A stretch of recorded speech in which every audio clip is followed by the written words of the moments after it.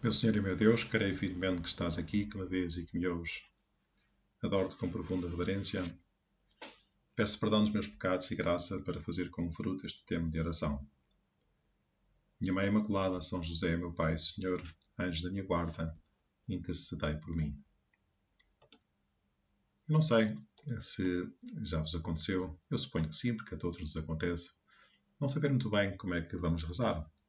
O que é que está na altura de fazer um pouco de oração, e que bom é ter esse compromisso com o Senhor de rezarmos, quer nos apeteça ou não, tenhamos ou não muitas coisas que fazer.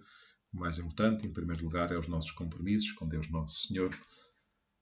Jesus, aqui estou, junto de ti, creio firmemente que estás aqui, que me vês e que me ouves. Vou rezar, vou falar contigo, vou tentar rezar, porque tão difícil é. Ou melhor, não nos vêm as coisas à cabeça, não sabemos muito bem por onde começar, que livro é que vamos usar, se é a nossa vida. Pois experimentem, por vezes, pegar nas leituras da Santa Missa. Até ver, será que há algum santo que a Igreja celebra neste dia? E hoje nós celebramos um grande santo, São Barnabé.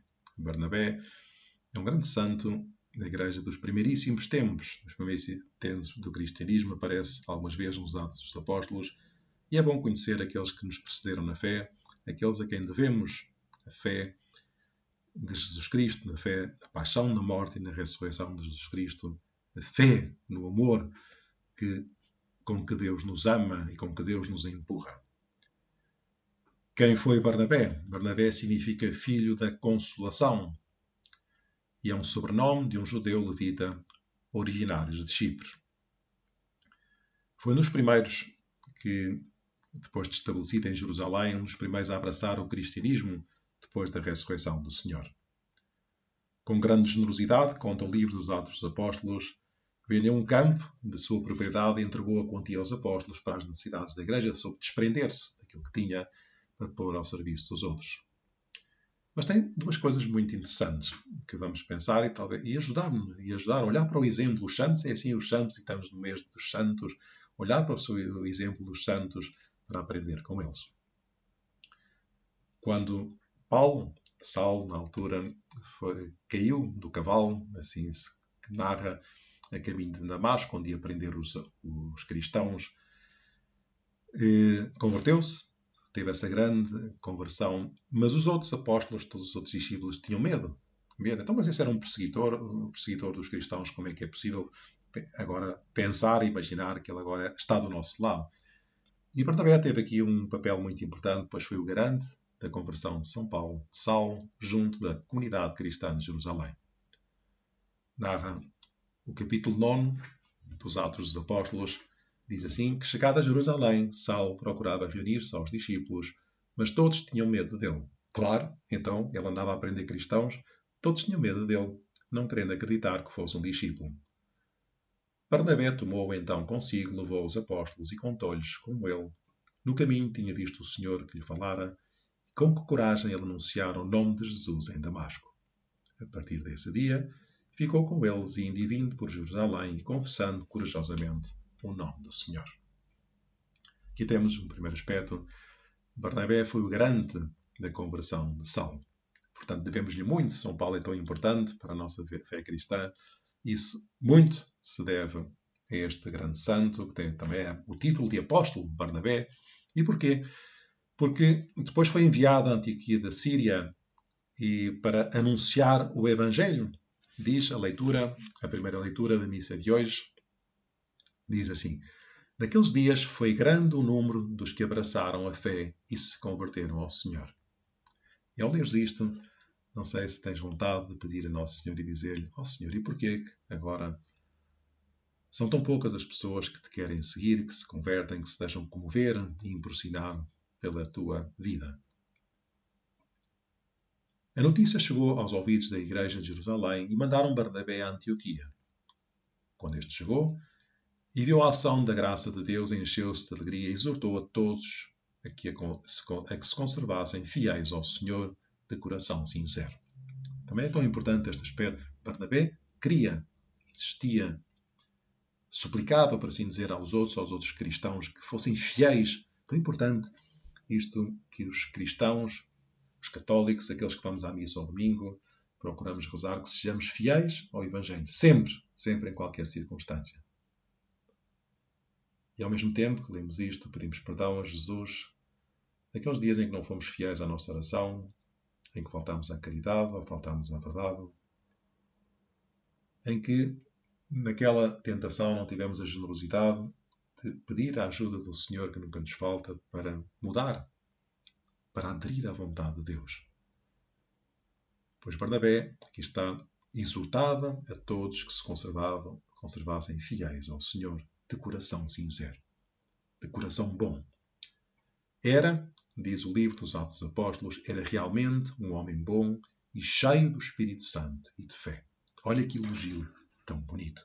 Era realmente este Barnabé um homem bom e cheio do Espírito Santo e de fé.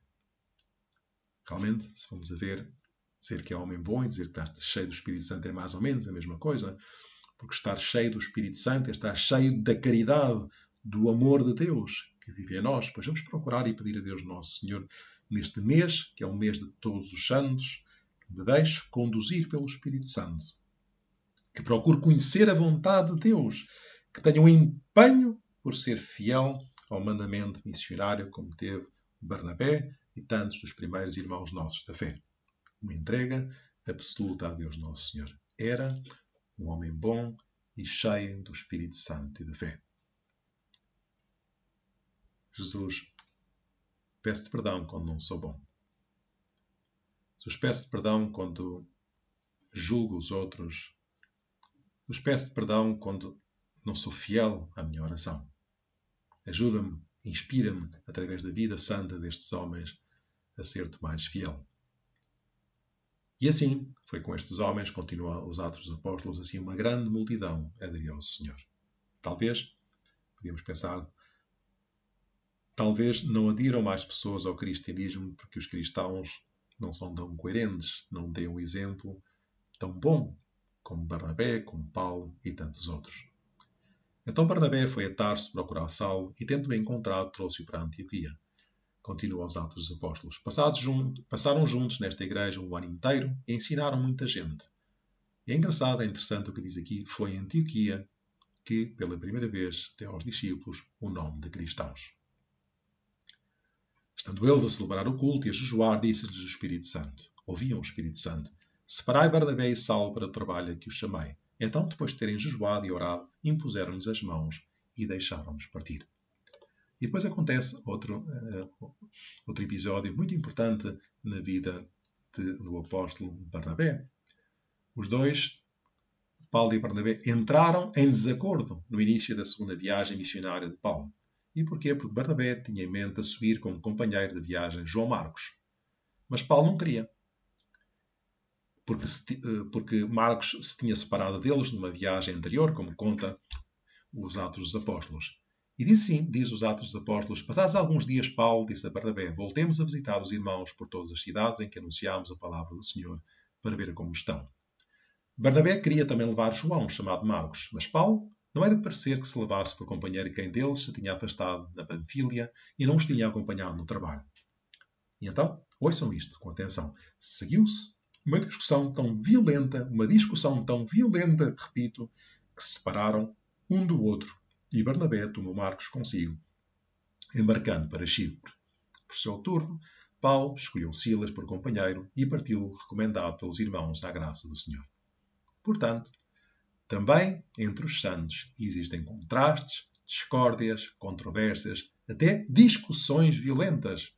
Isto, não sei se a ti, mas a mim sim que me parece muito confortador.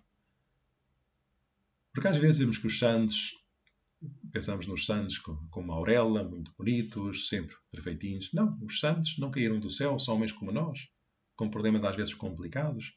A santidade não consiste em nunca ter errado ou pecado. A santidade cresce na capacidade de conversão, de arrependimento, de disponibilidade para recomeçar e, sobretudo, também na capacidade de reconciliação e de perdão. Foi o que aconteceu.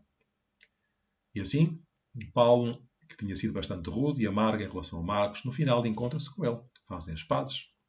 Nas últimas cartas de São Paulo a Filémon e na segunda a Timóteo, precisamente, Marcos aparece como o meu colaborador.